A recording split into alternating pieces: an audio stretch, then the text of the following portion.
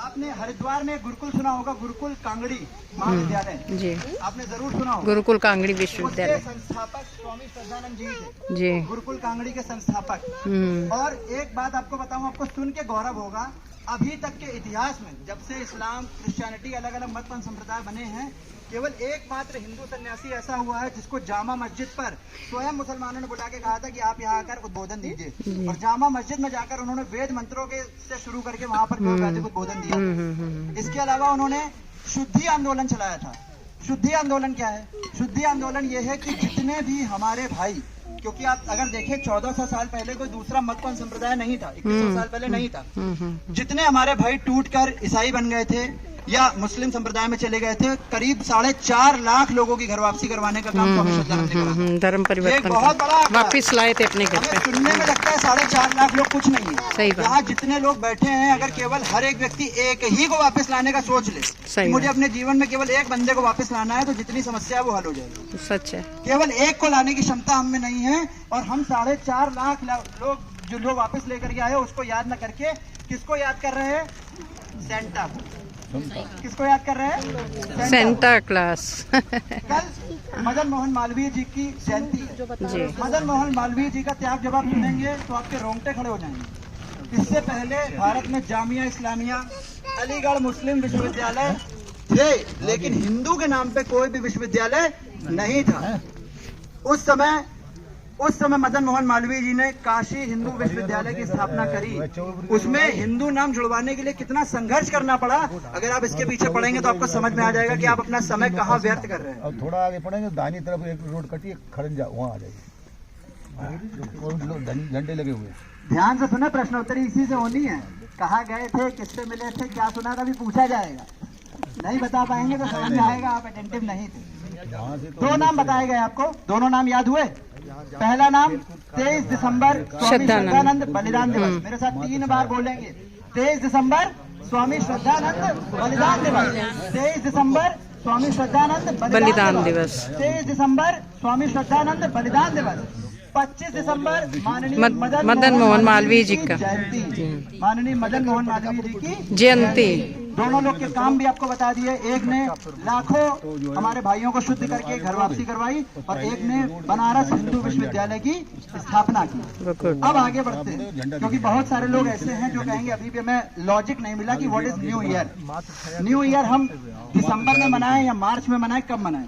जितने लोग यहाँ आए हैं उन्हें ये पता होगा कि आर्य युवा दल ने 19 मार्च को बहुत भव्यता से भारतीय नववर्ष मनाया था।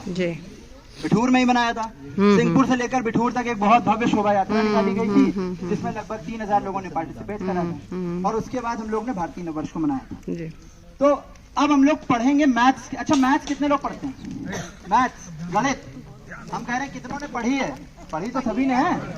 चलो, उसमें एक चैप्टर आता है, चैप्टर का नाम है पॉलीगन। सुना है? पॉलीगन सुना है? चलो, पॉलीगन क्या होता है, कौन बता सकता है? बहुभुज। कौन बता रहा है भाई? पॉलीगन कौन है? इसकी 5 साइड होती? नहीं। कौन बता रहा है अपार्टमेंट से? What is polygon? अरे भैया, ये तो मॉडर्न एजुकेशन है। क्लास 5th में इंट्रोड्यूस होता है टॉपिक। चलो, कोई बात नहीं। एक बात बताओ, मैं बता रहा हूँ पॉलीगन क्या होता है। पॉलीगन होता है सीधी रेखाओं से बना हुआ एक close figure. Close figure form by simple straight lines is called polygon. Maths का अध्यापक हूं, मुझे इतना आता है। तो अब पॉलीगन में जब आप पढ़ते हैं, 3 भुजाओं वाले पॉलीगन को क्या कहते हैं? तो बोलते हैं त्रिभुज, ट्रायंगल। 4 वाले को बोलते हैं क्वाड्रिलेटरल। 5 वाले को बोलते हैं पेंटागन। 6 वाले को हेक्सागन। 7 वाले को सेप्टागन। फिर ऑक्टागन, नोनागन एंड डेकागन। सही बोल रहा हूं मैं? चलो, अच्छा एक बात बताओ, जितने लोग इंग्लिश जानते हैं वो इंग्लिश सुन के ये चीज समझ चुके होंगे कि इंग्लिश के वर्ड जो हैं वो 2 वर्ड से मिलकर बनते हैं। एक प्रीफिक्स होता है और एक सफिक्स होता है। प्रीफिक्स में पहले एक वर्ड लगा होता है, रूट वर्ड, और उसके बाद सफिक्स लगता है तो वो वर्ड पूरा होता है। अंग्रेजी वाली बात बता रहा हूं मैं आपको।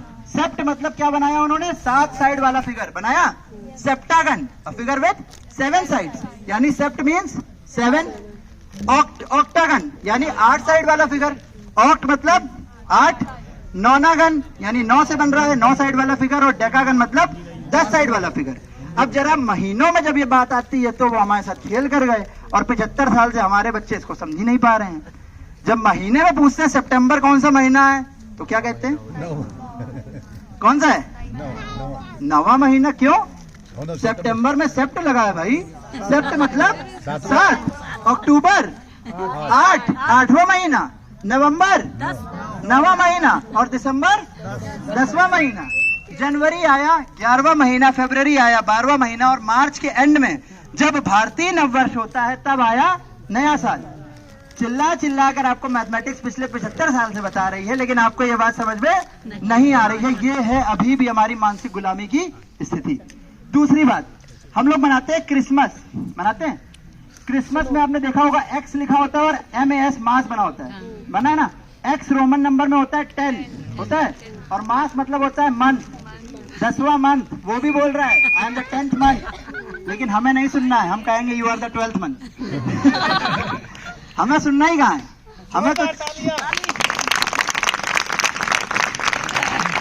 तो चीख चीख कर बताया जा रहा है, लेकिन हमें सुनना नहीं है। हमें वही सुनना है, क्या? उड़ते हुए केक, एक दूसरे के मुंह पे उड़ते हुए केक, फूटते हुए पटाखे। पटाखे छोड़ाना अच्छी बात है, लेकिन दिवाली में वो जो है वो पोल्यूशन नहीं करते दिवाली वाले, बाकी वाले जो है करते हैं।